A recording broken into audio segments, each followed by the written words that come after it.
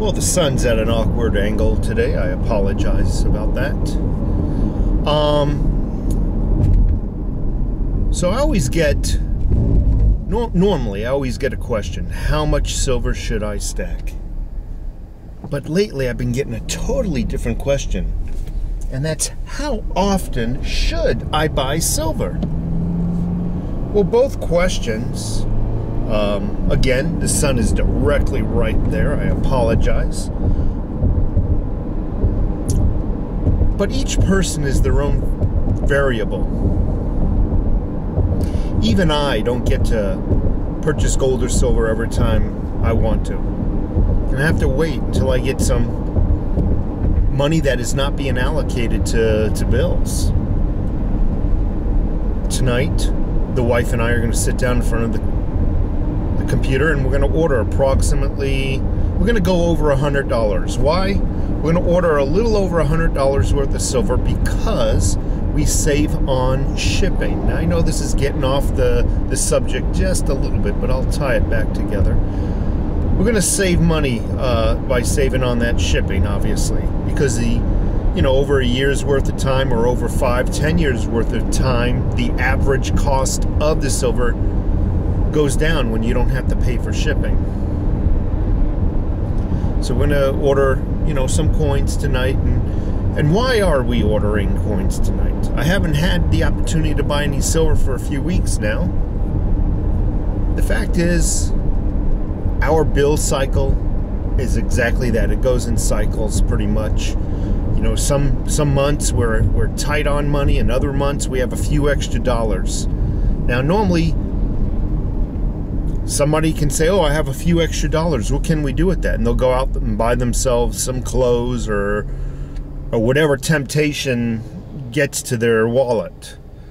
Other people will take that extra money, instead of blowing it, they will attempt to put it in a savings account. But unfortunately, as soon as you open up a savings account, they also throw a debit card at you and say, here you go. So it's really impossible to keep that money in a savings account if you're easily tempted by materialistic items. For me, I'll be honest with you, I walk into a Best Buy, I start drooling. Or I go into a high-end audio, stereo equipment shop, I start drooling. I go into a gun shop, I start drooling. Camping or anything manly, knives and fancy flashlights, I start drooling. So for me, I don't put my money in a savings account. It's not a savings account, although they call it a savings account. I prefer when I get some extra money, because it's harder to spend. I rather invest it in gold and silver and put it in my safe. There's a few rewarding things about it. First of all, the first I've already covered pretty much. It's harder to spend. In a savings account, you actually don't see the money. You don't see its physical growth. In a safe, all you need to do is dial in that combo, open it up, and you see that stack growing taller and taller and taller. You can actually lift it and feel it heavier, heavier, and heavier. It's almost impossible to spend just walking around. You would literally have to make an effort, a thought, to put it in your pocket before going out. And you would have to cash it in. So I prefer to put my money in the safe. Now, going back to how often, again, it's whenever I have extra money, the wife and I have extra money that is not being allocated to financial responsibilities. And obviously, we make the conscious effort not to, or the conscious decision not to go out and blow that money in a restaurant or clothing shop or whatnot.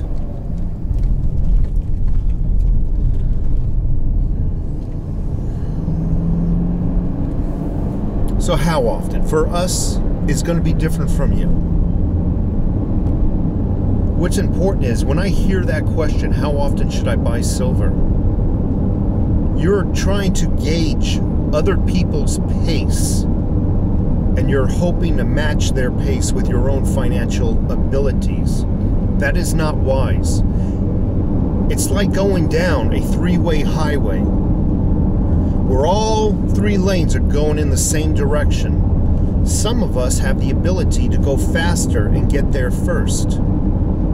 Your worst mistake is getting out of your financial lane and trying to achieve somebody else's pace. You're going to hurt yourself financially. Do not worry about how fast somebody is stacking silver. Do not worry about how much somebody else has. You do it as best as you can without any negative effects to your own financial obligations. In case you're young, are your rent, your credit cards, your water bills, your ability to put gas in the car to get to and fro work, that sort of thing. Do it at the fastest pace you can. Don't do it at somebody else's pace. That's a very bad economic mistake. My best advice is, whenever you get some free money, that doesn't need to go to a financial responsibility. Buy some silver and gold. That's the best answer I can give you.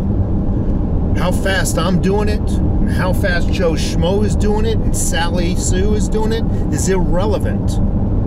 You try, I know I'm repeating myself, you try to keep up with their pace, you're going to have some financial problems. Just do it. And it's the same thing putting money in a savings account. You just do it as fast as you normally would putting in a savings account. Silver is just another, gold and silver is just another savings account, a better one. Anyway, folks, you have a great day. I appreciate it, by the way, if you leave a comment, if you give me a thumbs up. You have a great day. I'm off to work.